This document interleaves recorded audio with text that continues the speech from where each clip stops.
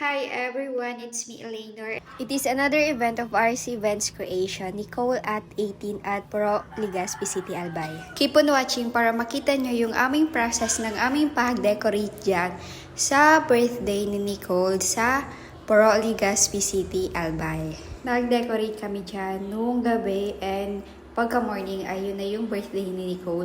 Ayan yung before ng aming inaayusan. Ang unang ginagawa dyan ay naglalagay ng ceiling. Ayan yung ceiling na ginagamit namin. Gina cloth lang yan na white.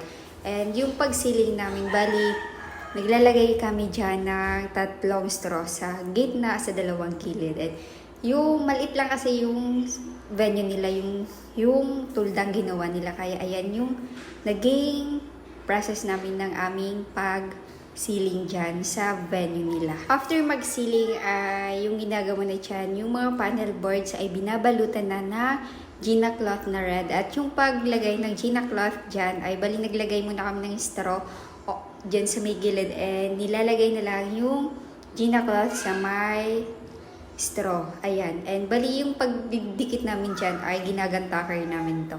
And yung theme pala ng birthday ay red. Yung nagamit namin dyan na panel board ay bali 6 na panel boards. And lahat dyan ay binalutan ng Gina cloth na red. And yung sa unahan lang yung naiibang pagbalot namin. And yung the rest, yung 4 na panel board na half ay lapat lamang ito. And yung panel boards nga pala ay nilalagyan namin ito ng salagot twigs para pagtusukan ng mga artificial flowers and leaves. And meron kami dyan na nilalagay na box, yung palagi namin ginagamit. And yung box na yan, yung purpose niyan ay nilalagyan yan ng mga artificial flowers and leaves. And yung unang process ay naglalagay kami ng salagot twigs dyan. Yun nga, ang purpose ng salagot twigs ay pagtutusukan ng artificial flowers and leaves. And if wala naman kayo yung salagot twigs, pwede naman kayong gumamit dyan ng floral foam. Pero kami, kadalasan na ginagamit namin ay salagot twigs para tipid. Mahal kasi yung floral foam. Ang ginamit nga pala namin dyan na mga flowers ay mixed flowers. Ayan, makikita nyo naman sa aking video yung mga ginamit namin ng mga artificial flowers and leaves.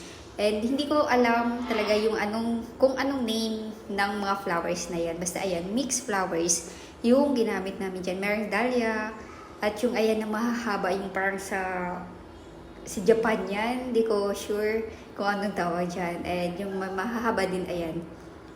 Makikita nyo naman if ano talaga yung naging or nagamit namin ng mga flowers. Yung unang nilagyan dyan ay yan sa gilid ng mga panel boards.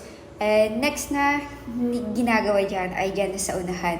Yung rectangle na panel boards. Bali, unang ginawa dyan, syempre, yun nga, binalutan ng Gina cloth na red. Next is naglagay ng salagot twigs. After malagay yung salagot twigs ay naglagay na dyan na artificial flowers. And yung nilagay dyan na artificial flowers ay dahlia. If you're asking if saan namin na-order yan ng mga artificial flowers, meron po dito sa Legazpi, sa mga mall dito. And nag-order din po kami sa Manila. Bali, if meron kami nakikita dito sa mall ay ginagrab na namin or binibili na namin if mura lang naman. Pero karamihan na artificial flowers and leaves namin ay from Manila. Naglagay pa pala kami dyan ng grass carpet sa unahan. And yung nilagyan namin ng grass carpet ay dyan lang sa my stage. And kasama pala dyan sa package na in-avail ng aming client ay yung couch, aligown couch namin. Pinaparent po yan. Nilalagay ko na dyan yung calligraphy name na Nicole at 18. And yung Nicole at 18 na yan ay made of styrofoam lamang yan.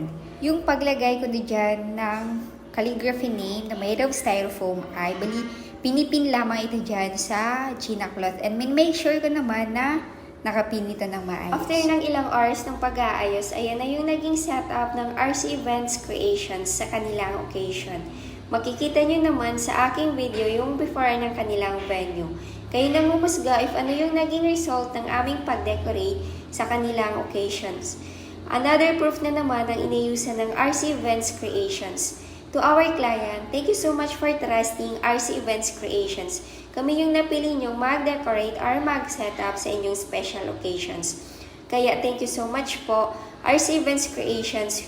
Nag-decorate kami ni any occasion like birthday, weddings, christening, and stage like graduation sa school and sa pageant. If nagandahan nyo ang aming pag-setup or pag-decorate, or interested kayong magpa-decor sa amin, ay you can send a message sa aming Facebook page, RC Events Creations.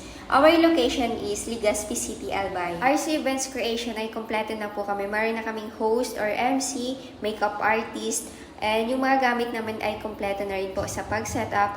Yung sa mga pag-decorate po, meron din kaming elegant couch, mga seat cover, table skirting, mga centerpieces, and mga utensils. Ayan, makikita nyo naman sa aking video na kompleto na po kami. If you are interested, you can visit our Facebook page for more information or inquiries.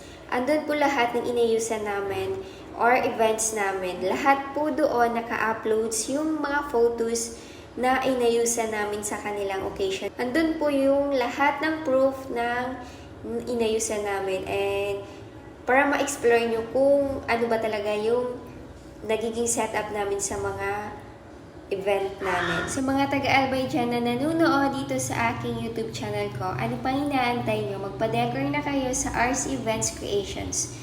RC Events Creation, we create and you celebrate. So yun lang for today's video. Thank you for watching, and please don't forget to subscribe on my YouTube channel for more videos. Thank you po!